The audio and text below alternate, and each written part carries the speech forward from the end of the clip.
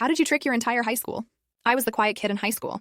Not bullied, not popular, just the kind of person who could disappear into a crowd without anyone noticing. By junior year, I was sick of being invisible.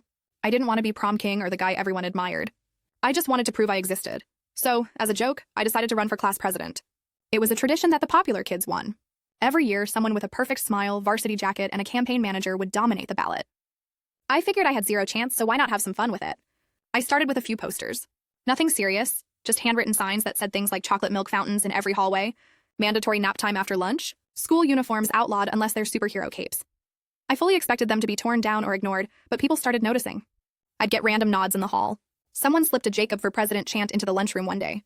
Kids I didn't even know would come up to me and say, "Hey, are you really going to install vending machines in the bathrooms?"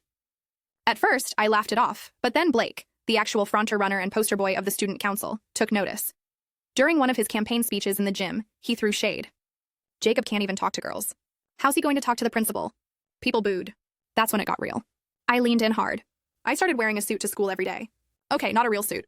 It was an oversized blazer from a thrift store, a button-down shirt I'd borrowed from my dad, and a clip-on tie I found in the back of my closet. I walked the halls like a politician, shaking hands, pointing at people and saying, "You've got my vote." I printed fake polls that showed me ahead by 30 points.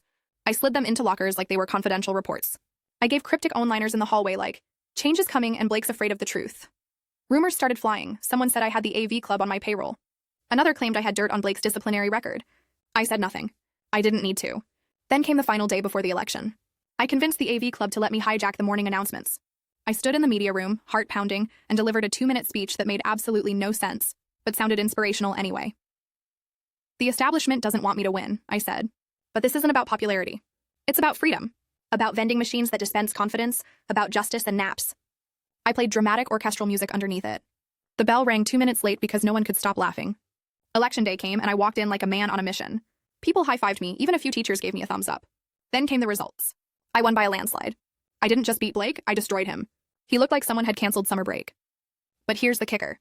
The next day, the principal called me into his office. "Jacob," he said, "this is awkward. But there's a GPA requirement for holding office. You need at least a 3.0. I had a 2.8. Blake became president by default, but everyone knew who really won. For the rest of high school, I was Mr. President. The nickname stuck. It was in the yearbook. Teachers used it. Even during graduation, someone yelled it when I walked the stage. Blake got the title, but I got the legacy.